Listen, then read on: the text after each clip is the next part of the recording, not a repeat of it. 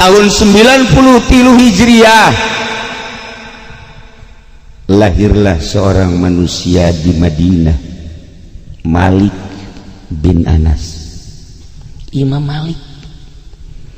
begitu lahir luar biasa katingali wajah pitentreunana. Umur 2 tahun mulai nalal Quran,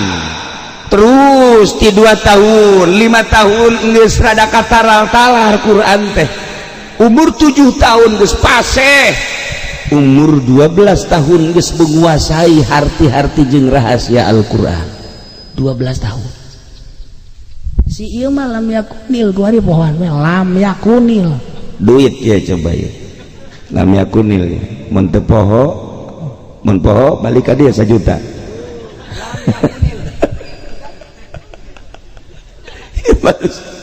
Imam Malik Masya Allah karim umur 16 tahun geus bisa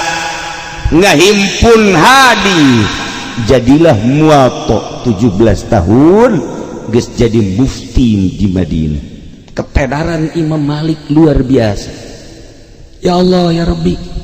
jumlah nu katalar di luar kepala 1 juta hadis, lamun ujung anu sajen-sajena 1.500.000 hadis. Ilah Imam Malik muwatta. Ketika Imam Syafi'i lahir tahun 150 pas kematian Imam Abu Hanifah, Imam Syafi'i mah Muhammad bin Idris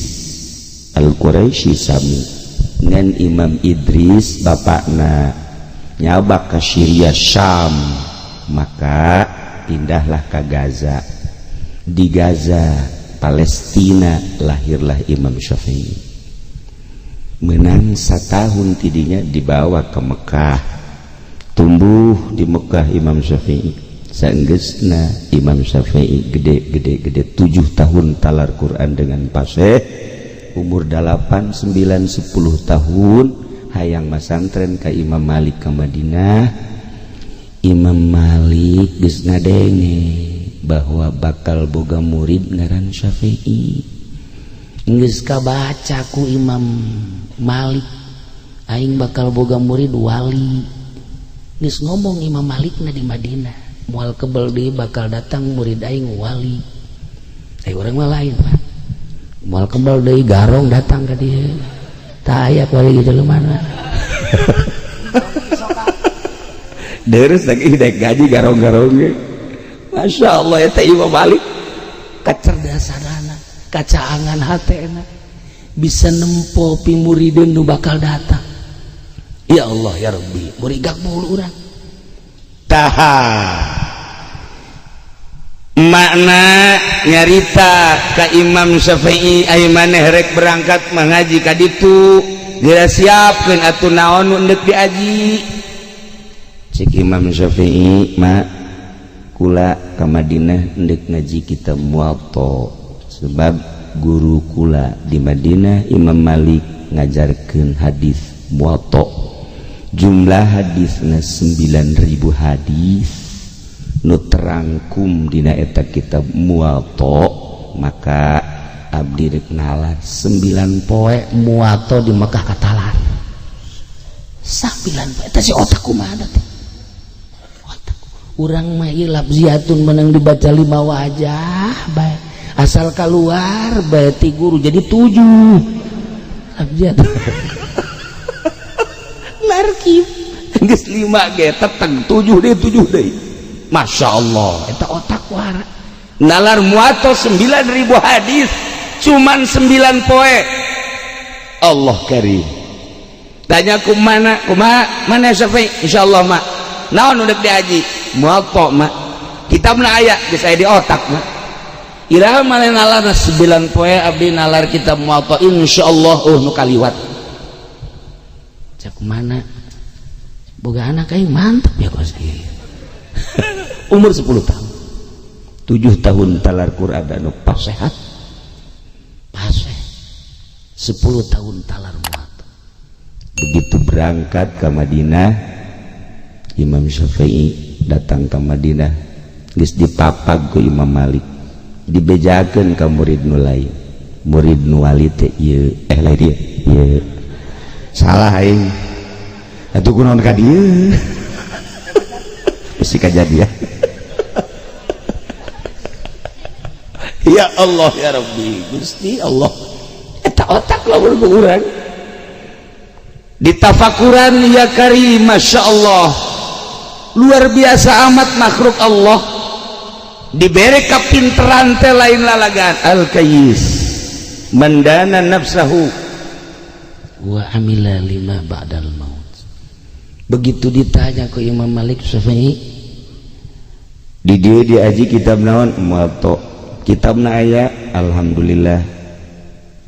di mana kitabna geus aya di dieu kabeh cek Imam Malik geus aya laporan cenah ti malaikat bahwa maneh mah geus talar eta ngomong kitu deui parah eta mah guguru teh lain lalagaan. Masya Allah kacaritakeun batu terus we diaji teh kebel atuh gaji geus talar beres ngaji ku Imam Malik dipersilahkan untuk membuka pengajian-pengajian di mana baik umur 12 tahun lamun guruna umur 17 tahun Imam Malik ngajar jadi mufti. Imam Syafi'i mah umur 12 tahun eta otak ya Allah ya Rabbi al-kayyis pinter kos gitu. Itulah para jamaah kaum muslimin wal muslimat rahimakumullah aya nu naros Syafi'i ari eta sih bisa tatalaran jeung hajuh henteu naon kaluar deui eta naon kitu ngaranna ilmu kumaha teh bisa kos kitu ilmu masa kumaha guruku la Imam Malik al ilmu ad-din ilmu adalah agama maksudna kumaha lamun jelema endek ngupu agama lamun jelema endek hayang beragama tingali di mana neangan ilmuna sebab agama eta adalah kumaha ilmuna di mana neangan ilmuna di dinyalah nyana bakal beragama mata kula salah guru lantaran lamun salah bae ieu guru agamana bakal mencong lamun urang ngaguru lah ti jelema nu bener bakal beragama nu bener ngaguru lah ti nu setengah bener agama bakal setengah bener ngaguru ti ilmu nu mikung guruna urang ge bakal mikung ieu modal kos kieu hakekok mah luluh tah teu jelas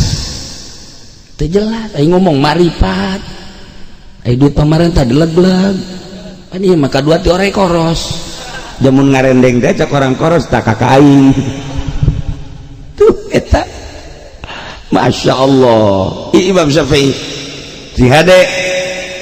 ngucapkeun ieu guruna al ilmu ad-din ilmu adalah agama urang dek hayang luhur agamana kumaha ilmuna jeung di mana nyokot ilmuna sing hade urang hayang ibadah haju urang sekolah bae terus SMA segala kuliah iraha dek bisa ibadah lain jurusan ibadah tambah kos kitu mah lain jurusan ibadah dek hayang jadi juri di DPR sekolah dek hayang jadi kamangmang di PNS sekolah tapi lamun dek hayang jadi tukang ibadah sekolah jurusan sebab cek Imam Malik ulama al ilmu ad-din agamana deuleu ilmuna tuh urang bae nu masantren can wau jeung Allah kumonyana hararese wau jeung Allah tah ieulah Imam Syafi'i. Imam Syafi'i boga murid Imam Hambali tahun 164 lahir tokoh-tokoh mazhab nu opat ieulah anu terus datang ke ayeuna nu mudawan Imam Ahmad bin Hambal nyana terus masantren tapi tetap sosok Imam bin Hambal teh resep lalagaan sarua bae ngan patuh jasanya ka Hindu kos Imam Hanafi. Keistimewaan Imam Hanafi teh kumaha di antara kapatuhan Imam Hanafi anu punjul langsung diangkat kewalianana ketika indungna nanya ka Imam Hanafi naon mak emak geus he aju tapi ieu emak keluar di geti aju geus gitu kumaha mak pang nanyakeun coba ke Kiai Abdurrahman oh mangga mak kukulah rek ditanyakeun cicing mah di dieu nanyakeun Imam Hanafi Abdurrahman kula kawakilan ku emak aya naon ditanyakeun emak kula head geus beres 7 poe ku hari aya deui keluar tah eta getih naon aseserian Abdurrahman seserian kunaon sari atuh kunaon nanya ka kula ge pan ilmu teh ente pan kula ge ilmu ti mama kunaon nanya ka kula ieu mah parentah emak tuh Masya Allah ieu mah parentah emak lantaran cek emak tanyakeun ka Abdurrahman ih cek Abdurrahman atuh pan kula ge ngaji teh ti mama kudu nanya ka kula iya pati emak geus sakitu bae emak kula ditananya ka ente sanajan ente murid kula lantaran emak ditananya atuh geus bae ieu mah nanya jawab ka jeung buku mah embung geus jana banyak guru kula ieu mah parentah emak coba lamun si ieu mak atuh nanya ka ditu teh yo gudang ilmu ye Imam Hanafi Masya Allah terbalik Imam Hanafi terbalik di imam murid hayang dijawab cerik Imam Abdurrahman teh cerik Hanafi Masya Allah tuh kula moal bisa ngajawab tetep imah ti imah yang boga jawaban kieu atuh ai geus kitu mama cak mama kumaha ih ai cek mama mah tuh kitu-kitu geus atuh pang ngabejakeun ka emak gitu geus atuh kitu mah geus langsung datang ka mana kumaha Nabi cek Ki Abdurrahman jajana jawabna kitu-kitu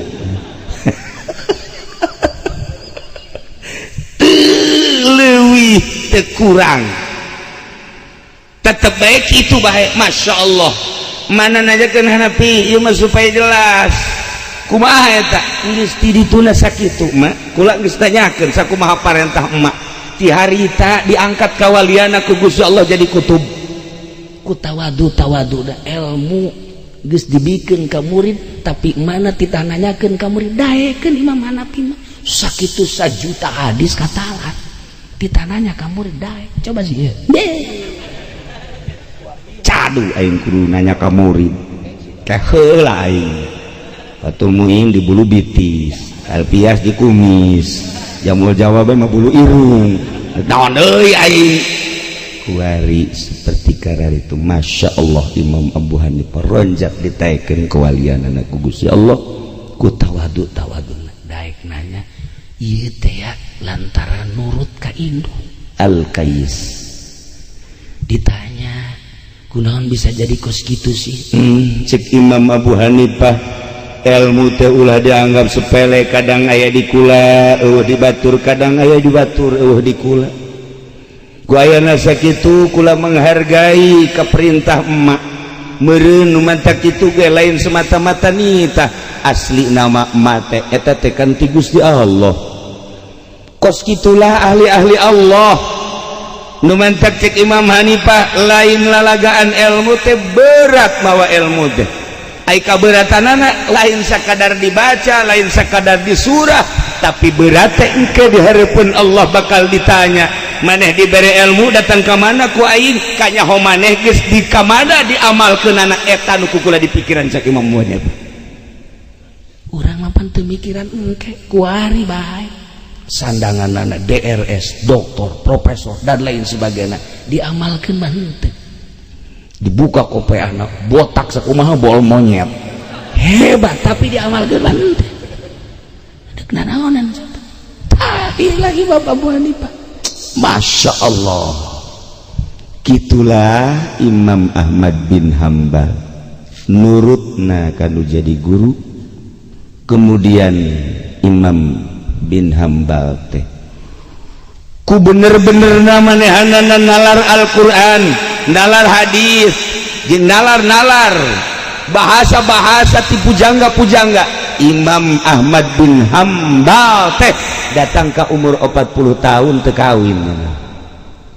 tekawin ketika ditanya ku indungna dititah kawin cik Imam Ahmad bin Hambal mak asana neuleuh awewe teh sarua bae jeung neuleuh tatangkala kan bisa begitu bener teu normal lain teu normal mah dina harti eueuh karesep